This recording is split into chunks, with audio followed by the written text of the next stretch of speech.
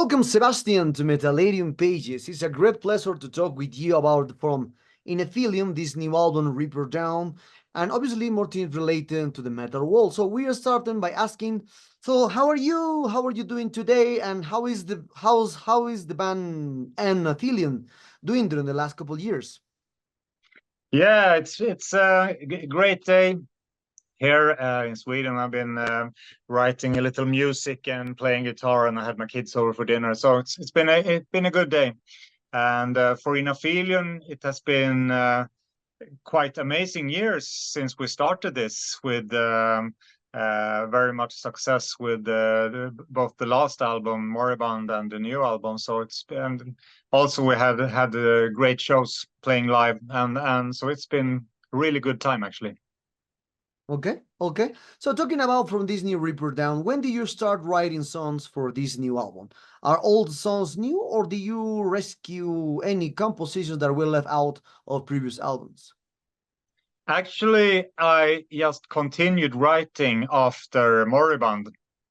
So before Moribund was out in the stores, I had already started to write the songs for Reaper Dawn, and all of the whole album was finished by August 2022. So it's 2 years old now, the songs, and in between. I wrote the new Necrophobic album. So this Aphelion album, Reaper Dawn, is actually older than the Necrophobic album, but we didn't finish it. The last recordings with the last drums we finished this autumn. So, but as always, I always write. I never take vacation from writing. So I just when I write an album, I just start to write the next album immediately. Okay. Well, I saw that in this case, Inafil is working, as you mentioned it, and a lot of production since your EP or since your first demo from your promotional Mm. promotional songs in 2021. You're still working in new songs, EPs, albums now. This Mm. new album, as you mentioned it, this repertoire was composed during the last sessions for Moribund. So Mm. in this case, what motivates you or inspires you to keep such a consistent release schedule, especially in an era where people tend to listen album less and there are so Mm. many other releases competing for attention?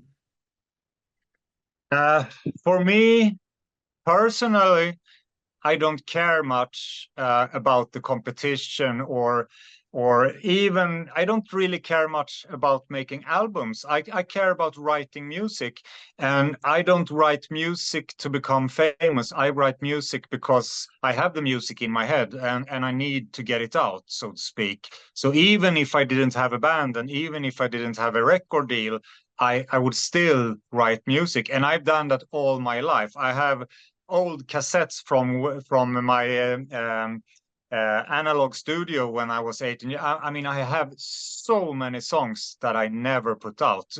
So it's tons in my here in the basement.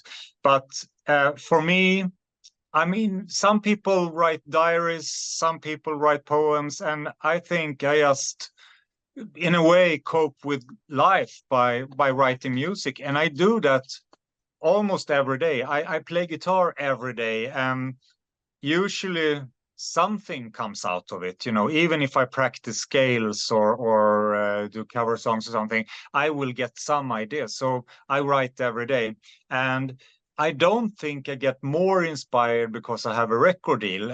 I really don't care much about that. That is someone else's job. If someone wants to sell my music, it's up to them. But I cannot.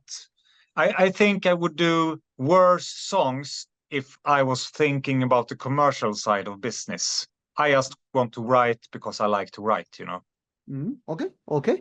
So in this topic, so many bands and musicians see each album as a child, each one Mm. special in its own way.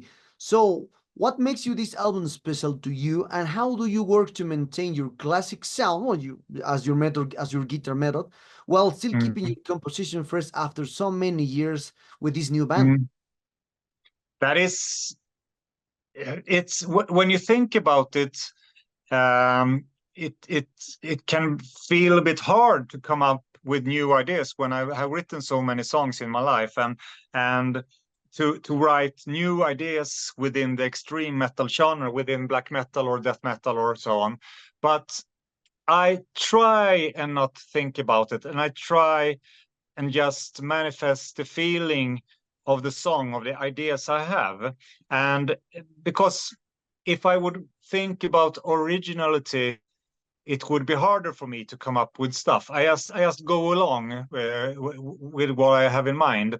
And but it seems I practice so much guitar, so I get better at guitar every week. And when I get better at guitar, I also get better at writing riffs. So the riffs I write now, probably I could not write them a year ago because I didn't have the technical abilities to write it then. So, and with this album, Reaper Dawn, I think I had reached a new high in both songwriting and guitar playing. So it was very inspiring to write songs with these new techniques and abilities. And it was also very inspiring to write the songs for In Aphelion, because when I wrote Moribund and Luciferian Age, then there was no band. That was a solo project that became a band upon release.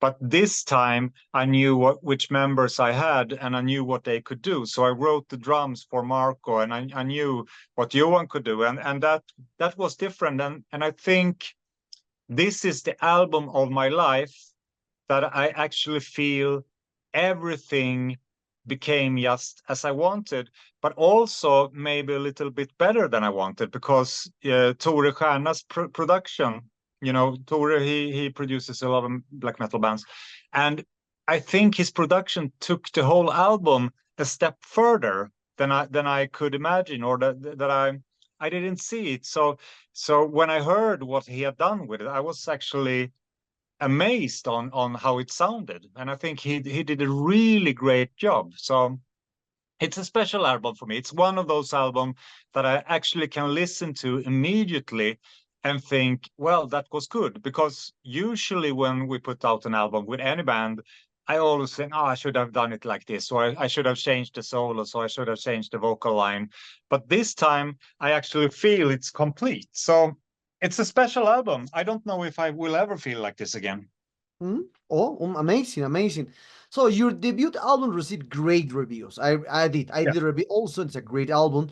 After Mm. such a successful debut, do you feel any pressure to surpass what you did on Moribund, or obviously on the second album Mm. also? Have there been any changes in your songwriting process compared to your debut? Yeah, I always try to push my songwriting, and I try to come up with new ideas and new arrangements and new harmonies and new techniques in how I play the riffs. Maybe it's not very noticeable for the listener. Some people just think it's brutal black metal or whatever, but for me, playing it's different. It's different in my hands. It's different what I can do. So I don't think I'm under pressure of writing better albums because of success, but I pressure myself to do something I could not do yesterday. And today, when I practice, I try to reach something tomorrow that I cannot do today. So it's always a struggle of going further. I'm not very interested in just repeating what I could do 20 years ago. I still want to honor the kind of metal I like, but I have to play guitar better every day. And now within a feeling that I sing, I try to develop my voice for each time. I don't know if the listener feels that, but that's not important for me because I feel it, and that's why I do it really. Oh, okay, okay. So talking about from this new album, how do you choose the name of your album? It is a random, or do you try to convey something that encompasses the concept of the entire album? Yeah, I try to have some conceptual feeling, but I also want a title that you can remember. I think a word is very good for album title, like Power Slave with Maiden or Killers, or you know, it gets to you and you can remember. I think Moribund I kind of choose because that was it's a good word, it's a good meaning, you can remember it, it sounds good. And Reaper Dawn, that was because a lot of the lyrics on the new album is about cults, and it's about sun worship, and it's about the light that takes you away, and all these people searching for the light always find meets death, you know. So I felt that at dawn the Reaper comes, and then I just put together the word to be like moribund, Reaper Dawn. I wanted a continuation of how you say it. And also Reaper Dawn is very loosely a tribute to Dawn Racer with the Fields of the Nephilim. So there's a connection there. Oh, okay, okay. Now Reaper Down is on the streets a few weeks, a few later. So there are some. So for this now, how do you feel? How do you feel the reception of your fans to this new album has been so far? What have the reviews been like? Do you usually read reviews or criticisms that are uploaded online? And how do you take these reviews? It's been very good reception so far. From the fans, I've heard only good things. When you release a video or song in the more in the bigger channels like Central Media channel, there will always be some criticism, some hate will always be because people want to say this and that. But it's been very little this time actually. There was more mixed on Mordam, but this has been really good. The reviews has been really good. There are some reviews that are a bit mellow, that with people that don't really understand why I have this band in Aphelion when I'm already in Necrophobic. They don't really understand why there are two bands, and then they compare it, and those who are diehard Necrophobic fans don't really want in Aphelion to be good, so they look for the bad things, you know.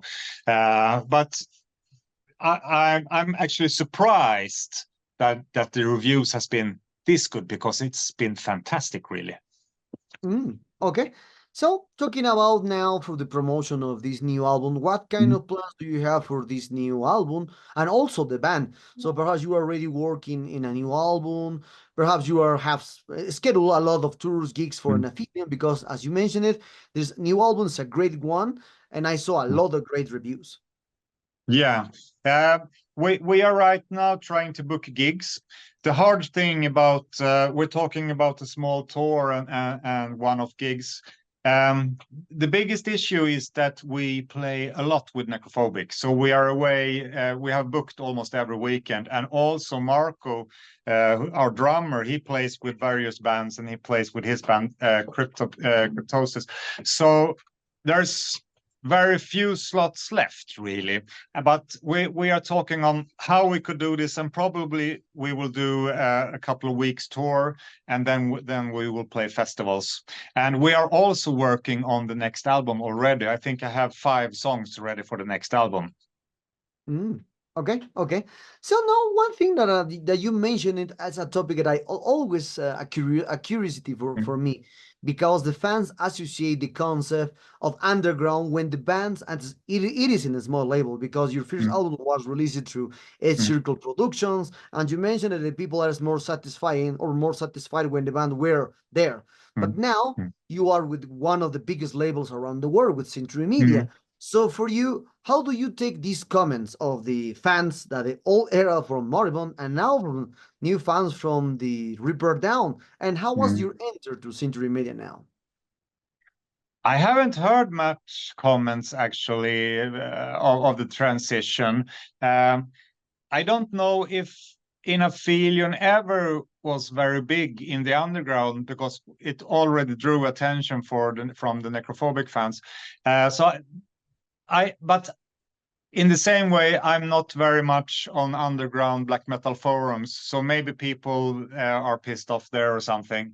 But for me, it was important to have a label with a bigger reach. You know, when you're on an underground label, you have to do a lot of work yourself. And I feel my main task is to write songs. What I'm good at is playing guitar and writing songs, and that's what I should do. But when you're on an underground label, you have to promote it, and you have to do everything yourself, and that takes away time from writing songs. So I think being on Central Media, who I mean, they book interviews, they do all the promotion really, and they see that the music comes out there. That means I can take a step backward, and I don't have to be as present in social media, and that means I can write songs instead. So for me, that was really why we did it, because I want to concentrate on the music, and someone else can handle the business side of it all. And if people thinks that a sellout, then be it. But I don't really care anymore. You know, I'm 52 years old. When I was young, maybe this was an issue, but I really don't care about what people say. You know, I'm too old for that shit. Okay, interesting point.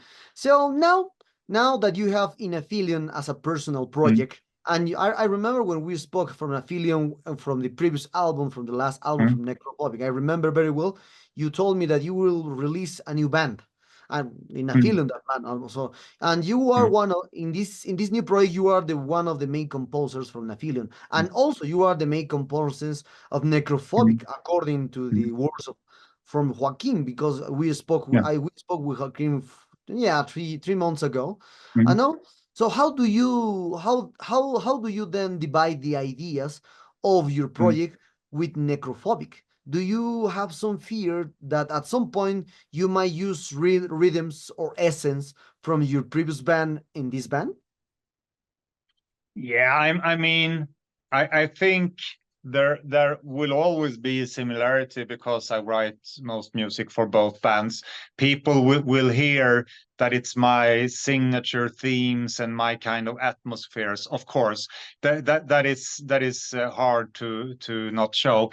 But I think in a feeling I try to take away the death metal elements, and in Necrophobic I try to put in more death metal elements. And also the biggest difference with the bands are the drums and the vocals. That's where the main issue is. And you know, Joachim, he is a very minimalistic drummer. He likes drums that are just steady on the beat. He doesn't show off. He doesn't do technical stuff. He just wants to make the best for the guitars. So he a little bit like Dark Throne in the 90s, where Fenris just took away all the crap and just did what was necessary. And that's how Joachim plays. So I take the riffs that will fit Joachim's drums, I take to Necrophobic. If I have a riff and I feel this, Joachim will do justice for this riff, then the riff comes to Necrophobic. If I have a riff that needs other patterns, other tempos, more technical, more progressive stuff, then I know that Joachim can never do this, and he doesn't want to do it. So then I take that to Aphelion, where Marco, who is a much more technical drummer, I will not say he's a better drummer, he's a different drummer. They have totally different styles. And the same goes with atmospheres and lyrics for the vocals, because Anders is more of a death metal vocalist and I am more of a black metal vocalist. So I try and take the ideas that I know Anders will do better than me, because they need this more death metal grunt and that feeling. I take that to Necrophobic, and I take the more atmospheric black metal themes into Aphelion. So for me, it's a clear difference, because Necrophobic would never be able to play the Aphelion songs. We just could not play them with the band that we are. And actually, Aphelion would have a hard time to play the Necrophobic songs. And this is because of the drums and because of the vocals. And this makes a world of difference, really. Mm. So for me, it's not sometimes I say there are some riffs are brother riffs, you know, some like the riff in Mark of the Necrogram and the riff in Let the Beast Run Wild. Those opening riffs are brother riffs, really. They are both written by me. They have the same kind of melody line. And to me, that is a continuation. It's not something that I steal or copy. It's a continuation of a brother riff. And people have to realize that when I write music, I have no band. When I sit at my home writing music, I'm in no band. I'm not in Necrophobic and I'm not in Aphelion. Then it's just me, my guitar, and the songs I want to write. So, I mean, that it was more than 10 years that Necrophobic met in the rehearsal room and did songs together. We never do that. Some of the songs we have never played. They are just built in the studio. So it's a bit of an illusion that there are bands, because it's really just me with a guitar at my table. And then I push some of the songs to one band and one of the songs to the other band. But we don't even arrange it together anymore. I do all the arrangement. I write all the vocal lines, both for me and Anders, and I even write the drums for Joachim. So it's really not a band effort at all anymore, and therefore I don't really feel that I choose this and that. I just write songs, and some songs will be better with one band, some songs will be better with the other. Oh, okay, okay. Still talking about moving on and other kind of topics. Over the last 5 years, bands that use masks or hoods or cover their faces with their hand start appearing at black metal. For me, it's a curious. For me, it's a trend, and there's not more identified. So, and that became like a social trend. But Inaphilium brings back this raw concept of the black metal without any hoods or mask or selling balls of Christmas balls from like one band. So for you, what is your opinion about these new bands into the melodic black metal, especially with this new trend to cover their faces with hoods, masks, hands? I think maybe it was exciting when the first bands came out, but I think it also becomes a bit boring, because I think when watching a band live, you want the people to express what they mean with all their appearance and body language and also mimics and stuff like that. So I think they lose something.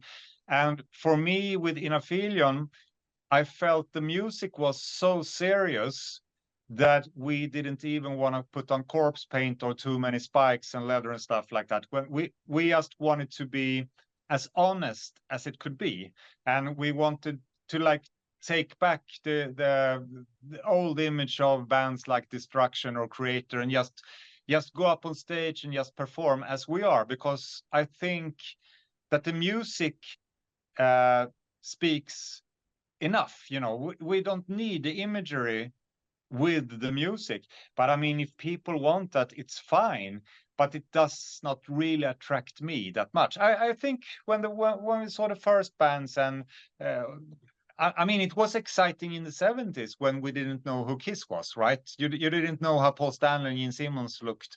That was exciting, but it's a bit of copying that feeling, you know. I mean, Ghost did it, and then we have all this band, and I don't know. I don't care much for it, really. Okay. Another detail is that all these bands with the melodic black metal world now don't mention Dissection, Necrophobic, or other bands that create this sound in the 90s. As you can, and other legends from Sweden especially. And usually when I spoke with one of these bands, they call their own style. There's no influence from the old way, this kind of, and a lot of people are angry about this. So what is your perspective? And also the press today mentioned that this new wave of the melodic, the black metal, is the new era of the black metal. But when you can hear a lot of these kind of bands are like the same, the section, etc., etc. Yeah. So how do you see this How do you see this? How do you see this point of view of these bands that don't mention the origins of their influence? Mm. I don't know. I think it's a bit of the image to say that you're not influenced by this and that. I think when you know, I don't listen much to extreme metal anymore. I listen to heavy metal and 70s hard rock and stuff like that. But still, all these bands, all these old 90s bands, it's been around for so long, so it's in all of our DNA. It doesn't matter if we say we're influenced by it or not, but of course in some way we are, because we've been in this community for so long. If a new band came up and that had never listened to any of the old stuff and just by accident happened to play like melodic black metal, then maybe I would believe them. But I mean, even that, though I do not listen to the dissection more than once every other year, of course it's still in the DNA of my writing. But you can always try to get influences from other stuff. I try to mix up my black metal and death metal influences with uh, like the 80s hard rock from the LA scene. Even these hair bands, they had fantastic arrangement and fantastic guitar players.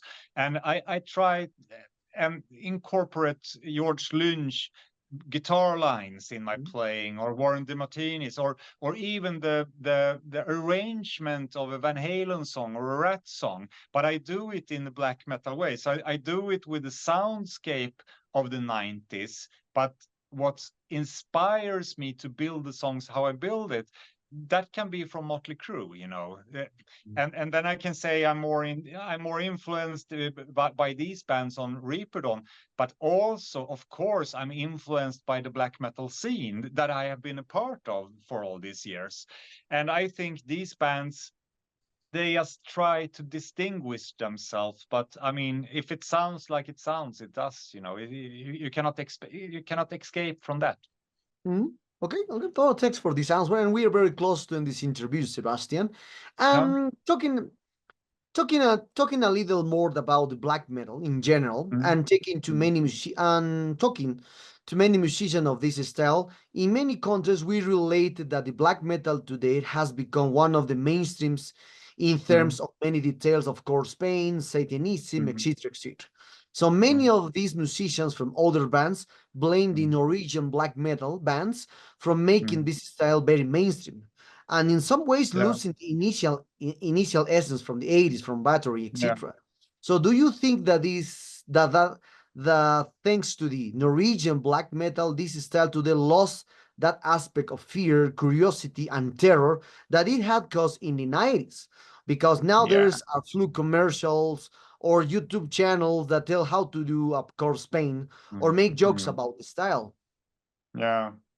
I think if there's someone to blame, it's all the labels from the second half of the 90s and further on, who needed black metal to be safe in order to um, sell a product. A big label wants to sell as many albums as possible, and to do that you cannot have members that get canceled or say dumb things, or don't behave. You cannot put a band on tour that are complete assholes and stabs people. You have to have. So when this whole genre became profitable, then also the labels needed bands that could behave. And I think they put the money on the bands that could actually do great work. And then all the fear disappeared from the scene. But you have to realize also, it was a very small scene that was actually dangerous. I mean, we feel like in 1992 we had hundreds of Norwegian youths that went around burning churches and stabbing each other. That was never the truth. There was 3, 4, maybe 5 people doing this stuff, and then it was some more taking credit for it. And also, it's with new music. I mean, even like the punk scene, it lasts the amazement and the danger in a scene. It only lasts for a couple of years, you know. Then it gets bloated. It's that the punk rock scene was big in 76, 77. Then it got bloated. Then no one believed it anymore. The rock and roll scene of when you have bands like Aerosmith, Rolling Stones, New York Dolls, and that more drug oriented rock, that was big also for a couple of years. And then when a lot of people see it, and when it draws attention from the big masses, then the danger disappears. You know, so I think to blame Norwegian people for the scene not being dangerous in 2024, that is not true. I mean, it's time that makes it not dangerous. I mean, the scene was exciting from 1990 to 1994. Then time took over, and the masses started to write the albums, and the bands got attention from people without the inner circle. So that's what happened. Sometimes a new band, I mean, Gorgoroth, they revived the fear in the music. I think Watain at some times have managed to put some danger back in it. But even those bands, they get bloated, you know. No one is really afraid of that anymore. So I think time, it's the main reason why neither rock and roll, punk rock, death metal, or black metal, that's why it's not exciting in that way anymore. Well, thanks for this answer, Sebastian, and Mm. thank you very much for this interview. We're ending this now interview. Thank you very much a lot for your time. This new album represents a great one. Congratulations on it. I did my pre-order, so I hope it arrives soon, because usually it took more than a month to arrive here. I don't know why. Yeah, So yeah. that usually takes so long. So Yeah. perhaps you want to add something to your Latin American fans and obviously Metallica followers. Just hope you like the new album, and that maybe you can put some danger in the scene again if you try. All right.